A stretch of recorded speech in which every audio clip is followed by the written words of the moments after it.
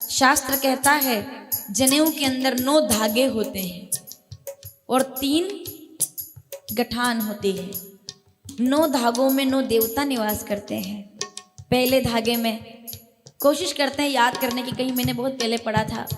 पहले धागे में ओम का निवास है, दूसरे धागे में अग्नि का निवास है, तीसरे धागे में सर्प का निवास है, ठीक है। चतुर्थ धागे में हम जब दर्शन करते हैं चंद्र का निवास है। पंचम धागे में पितरों का निवास है। मैंने बहुत पढ़ा था, देखो अगर कहीं में एक आध इधर उधर हो जाए, तुम्हारे विद्वान लोग बैठे याद कीजिएगा। पंचम धागे में पितृ का निवास है, छठे धागे में प्रजापति का निवास है, सातवें धागे में वायु का निवास है, आठवें धागे में हम जब दर्शन करते हैं 33 कोटि देवताओं का निवास बताया गया है, प्रजापति का निवास बताया गया है। और इन 9 धागों के बीच में हम जिस गठान की बात करते हैं, जो गठान है वो 3 गठान हैं। ब्रह्मा, मुझे 9 देवताओं के नाम याद रह गए, पर 3 गठाने कौन सी है वो आप याद दिलाओगे, ठीक है।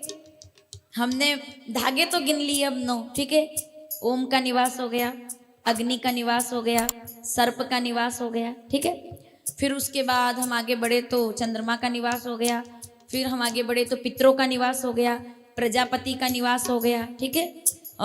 9 धागे गिन लो भैया, कौन से देवता का निवास है। फिर से बोल रही हूँ, पहले धागे में ओम, ठीक है बाबूजी, दूसरे धागे में अग्नि, जनेऊ हमारे यहाँ का बहुत बड़ा संस्कार है जिसको आज के लोग विलुप्त कर रहे हैं।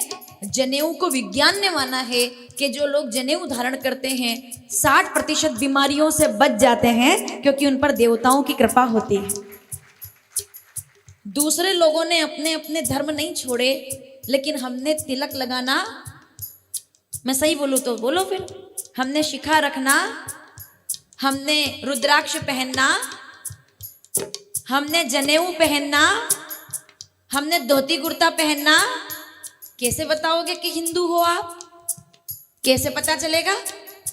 हिंदू होकर के तिलक नहीं है, हिंदू होकर के रुद्राक्ष नहीं है, हिंदू होकर के जनेऊ नहीं है, हिंदू होकर के धोती कुर्ता नहीं है, हिंदू होकर के अगर हमारा चिन्ह नहीं है, हाथ में लाल धागा नहीं है, तो कैसे कोई पहचानेगा कि ये हिंदू है? यहाँ अब आप विषमता पर नहीं जा रहे हैं, कोई दूसरे धर्म का हम वो बोल रहे हैं, नहीं, उनसे तो हमको सीखना चाहिए। 5 साल का बच्चा भी जानता है कि कैसे इबादत की जाती है। हमारे यहाँ 15 साल का लड़का IPL के नाम जानता है, कितने क्रिकेटर है, पर हनुमान चालीसा नहीं जानता। ये दुख की बात है।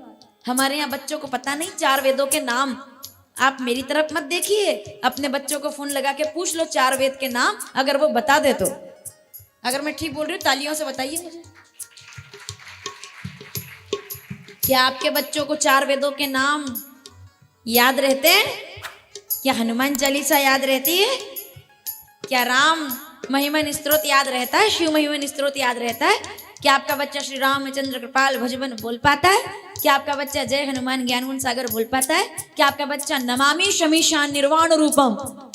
क्या आपका बच्चा ओम त्र्यंबकम यजामहे? क्या आपका बच्चा नागेंद्र हारा है? बाबा जी, ये हमारी विरासत थी जो हमने छोड़ दी। विकास में हमको ऐसा लगा कि फैशन, इसको फैशन कहते हैं। हमारा बच्चा राम जी को नहीं जानता, हमारा बच्चा 4 भाइयों के नाम पूछ लो आप, नहीं बता पाएगा।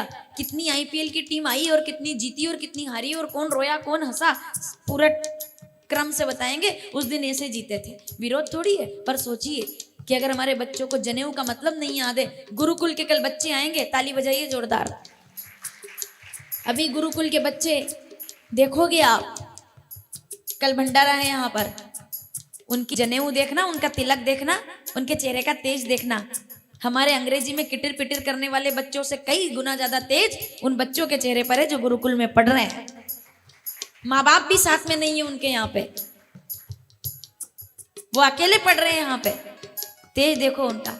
जनेऊ के 9 धागे याद कीजिए, मैं कोशिश करती हूँ, पहला ओम, दूसरा धागे में साक्षात अग्नि, जनेऊ के 9 धागे में 9 देवता निवास करते महाराज जी, ऐसा बहुत पहले मैंने कहीं पढ़ा था, मुझे थोड़ा याद रह गया।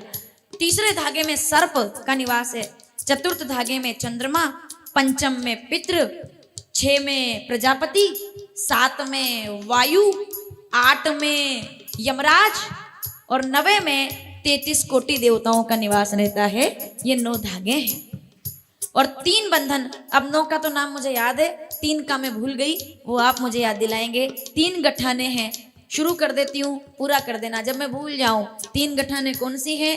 ब्रह्मा, याद नहीं आ रहा मुझे, जो YouTube पर देखते हैं वो भी जवाब दीजिए। 3 गठाने कौन सी है? ब्रह्मा, विष्णु, महेश। ये 3 गठाने हैं जो जनेऊ बनता है। जनेऊ जिसके कंधे पर है, जब वो जनेऊ के साथ ईश्वर की साधना करता है, आराधना करता है, तो अपने आप चेहरे पर तेज आता है। अपनी संस्कृति को जो ना भूले उसी को वास्तव में सनातनी कहा जाता है, जो अपने धर्म को ना भूले।